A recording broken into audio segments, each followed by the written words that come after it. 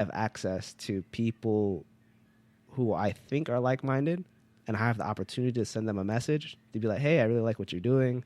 Would you like to meet for coffee, or like, would you like to talk about something? And I'm like, cool.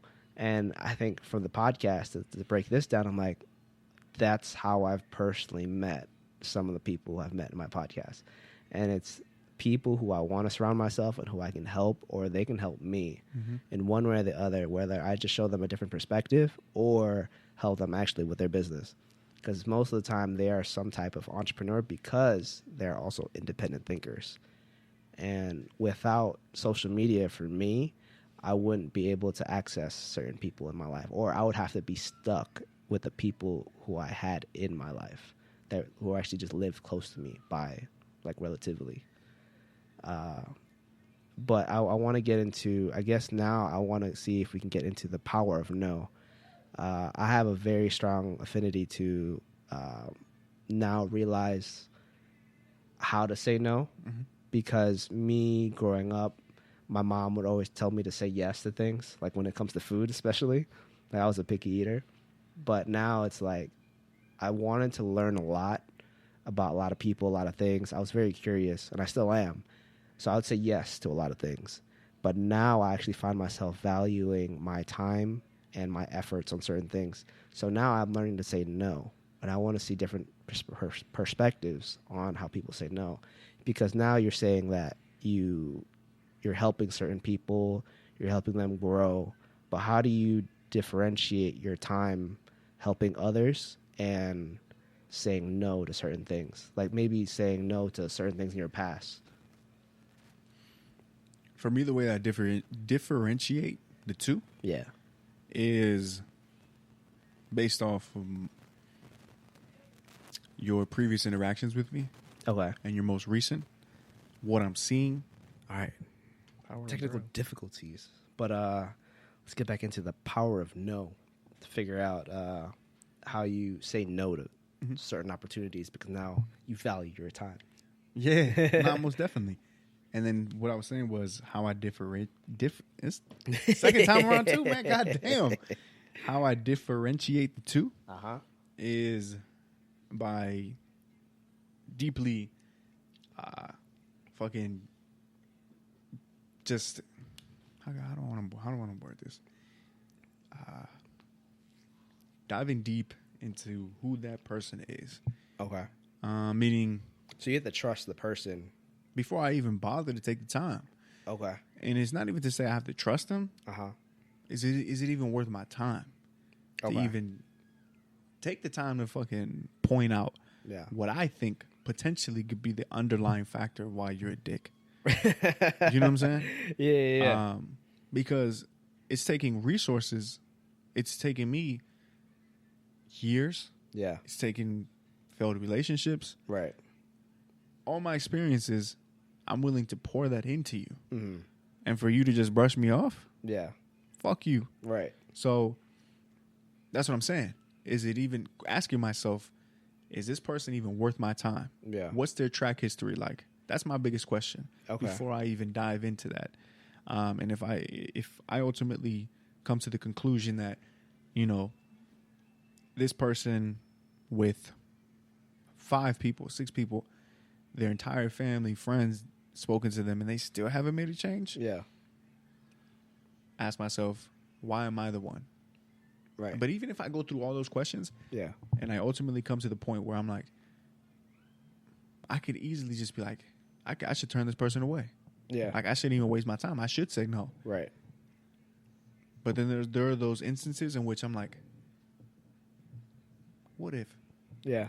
You know? And you have those what if moments. For sure. And I think for me, it's the most humane question you can ask yourself. Right. Because it's like, should I just let this motherfucker jump off a cliff? Or should I just be like, hey, take my hand? Yeah. You know what I'm saying? But it's that question that you ask yourself that brings you back down. Yeah. Because I feel like you're up here, not to say you're holding yourself to a high expectation. Yeah. But you are in a sense because you're putting yourself first. You're valuing your time, period. Right. So you're like, should I waste my time with this motherfucker or not? Yeah. So that's just how I view it. That's how I interpret things. That's how I go about it, period. Yeah. You definitely went deep on that. Like I was kind of saying like little tips. I wasn't expecting that, bro. Shut yeah. the fuck up, bro. Because the funny thing right now, like for me, like my tip for that same situation is say no early and say no fast. Because I get into that same conversations, like I'm debating in my head whether I should give some time or not. Mm-hmm. But then if I'm already starting to like think about how to help you, then I'm already like in a roller coaster ride. Like the snowball has started rolling, so it's hard for me to stop. Mm-hmm. Like there's a situation like this weekend. A couple of my friends are in Ocean City right now. It's like, hey, you should come. Da da da. Like, is it advantageous for me to go out for a weekend, spend some money, and party, and not really get anything done on my personal end, whether my personal business, or should I work on my personal business? And that to me, like as soon as they said that, they asked me that, and I want to say for years this has happened to me, where I kind of just fall in, like, all right, yeah, sure, I have nothing planned. Like not to say this weekend because that's where we're podcasting, but it's to think as soon as I give them an inch, they'll take me the whole way. And for me, now that they asked me this maybe like a couple months ago, I said no initially. I just said no. Like these are my close friends, and I was like, no, I'm not going. And then I held my ground, and I think it took me, I want to say at least a couple years for me to develop this trait, just to say no, I'm not going. And then over time, like they would like, bro, why are you being a bitch? Why are you being like, fuck you? Like, hang out with the guys. I know. So something, you know what I'm talking about. Hell yeah. And now, like, it's just like, they would post it like, no new friends, whatever. I'm killing each of them. But I'm just like, whatever. Because, and speak about like your friends too, it's like, these are like almost like my A1s. Mm-hmm. And over time, they've seen this change in me. And as soon as they get back, they're going to act like nothing happened. So I'm like, all right, cool. And they're starting to learn, like I'm slowly, like digging deep into their roots and be like, they're now like reading they're listening to audiobooks, or they're digging deeper into their creativity mind. Like some of them are doing like videos now. Mm-hmm. I'm like, oh, okay. Yeah. Like I get that like deep internal win. Yeah. So like the power of me saying no, like I didn't see it initially. Mm-hmm. Like I thought it was just more like an endorphin for them. Like everyone like, oh, we're hanging out. But now I'm helping them grow to like higher levels because of it. Okay. And I think this is a good segue to the next question, and that's who are your now top 5 influences, and how are they affecting you? Because I remember before you said you still had your A1s, and like that didn't affect how you are. And I feel like now you're like, the people around you affect the shit out of me. You know what's funny? What's that? It's because I think I even spoke on it. How people would be like, oh man, it's amazing how you guys are still friends, so on and so forth. Right. And it's crazy because to answer your question, it's not the same no more. Yeah. It changed. And I didn't think, I promise you, not in a million years, that it would have changed. From the last time we spoke to now. Yeah. Especially the person that left. Yeah. But it's the ones that you least expect, man. Yeah. And it caught me by surprise, entirely by surprise. Yeah. Because this is somebody that I held to a very high standard. Uh-huh. I'm very particular with who I let around myself. Yeah. And around my family especially. Yeah. You know what I mean? So for me to let you, and I say let. Yeah. Because motherfucker is my decision. Right. So to answer your question just straight up, it's not the same no more. Yeah. And it wasn't, I don't think we could have prevented it. Mm-hmm. Even if we tried. And even if we could have tried, let him go. Yeah. Let him walk. The reason I say that is because I feel like the people that leave or that feel the need to leave, and this is granted that you're being a stand-up person. Let's just say you haven't done that person wrong by any means. Yeah. You've only attempted to your very best capability to provide the best relationship that you could put forth. Right. Best brothership. Yeah. and they decide to up and leave, I felt betrayed. I felt everything above. Right. And I just want to make sure that I'm not going off topic. So can you just repeat the question again? Because I don't want to go completely AWOL and then just completely ignore the question. It was just who are the top 5 people you associate with, and how do they affect you? And I wanted to commend that and just think about what you said and how your personal growth is. To think about, like, I'm never trying to burn any bridges. Like, that's never my intent. Mm-hmm. But I'm never fearful to lose somebody. Yeah. Because I know where I want to be. And I think right now, think about tribalism. And I personally, like, from me being in the military too, and from where I grew up, gangs was a big thing. And to me, I realize now, after getting out of the military, it's like the biggest gang in the world is the military. So I do a lot of analogies with the military and gangs.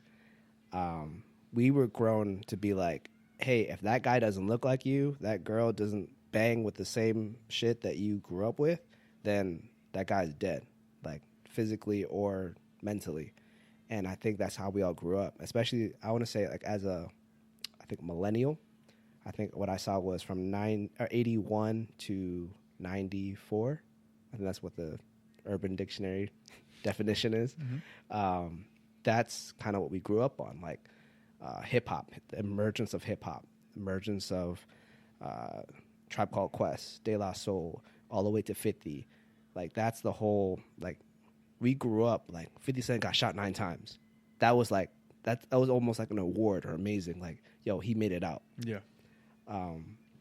But to go back into you, it's like we're learning that there's other perspectives, and the people that we now associate with kind of differentiate the way that we think and now what we look for. Mm-hmm. So I want to say, who are now your top 5 influences, and how they shaped you and how you think now versus the past? Anyone and everyone, right? Uh-huh. Doesn't have to be like friends. Right. First name that comes to mind is Gary V. Okay. Whereas before, I think I even bashed on him the last time we spoke. I think so. But the reason why, and that's what I told you. Yeah. Even with just fitness alone, I opened up new doors that I had closed before. Right. To where I was, not to say closed-minded. Yeah. But in a sense I was, because I had my mind made up and I couldn't argue both sides. Okay. And to me, if you can't argue both sides, you're closed-minded. Yeah. Straight up. Right. So, with that said, he is one. Mm-hmm. You want me to elaborate now or later? Like after I list the 5? Up to you. The reason Gary is because of the constant content that he puts out. Yeah. I admire it. I admire his tenacity. Yeah. His work ethic. Mm-hmm. And I can go on and on about him. But just to list a few. You admire him for his work.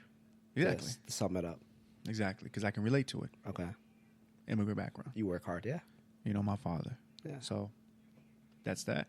Of course, my original mentor, my boy Adam Lowry. Okay. Just seeing him develop. Yeah. As a entrepreneur, a business owner. Yeah. No bullshit. Every time I go back to Facebook and I crack the joke at it, I was just like, fuck. Every time I go to Facebook, dog, it's a fucking new open, or you're sending me a page to like a new business. Oh. And just left and right. And I was like, man, I admire that shit, dog. Yeah. Keep doing what you do. Right. Anybody else? It's not to say I promise you I'm just drawing a blank at the moment, but those are your major influences. Yeah, my boy John. Okay. John Haddad. Yeah. He is over in Beirut, Lebanon. And he also studies biomechanics. Okay. He's a beast, man. He's an OG in the game. The military, or why is he in Lebanon? That's just where he lives. Oh, okay. Yeah. So he grew up around here, though? No. It's just I knew him through social media. Ah, okay. Met him through someone, and then, so. Nice. It just took off from there. Cool. And just the generosity, the humility that this man has. Yeah. But to still be able to kill it. You know what I'm saying? At any which point that he so pleases. Yeah. that shit's badass to me. Right. You know what I'm saying? So I respect and admire men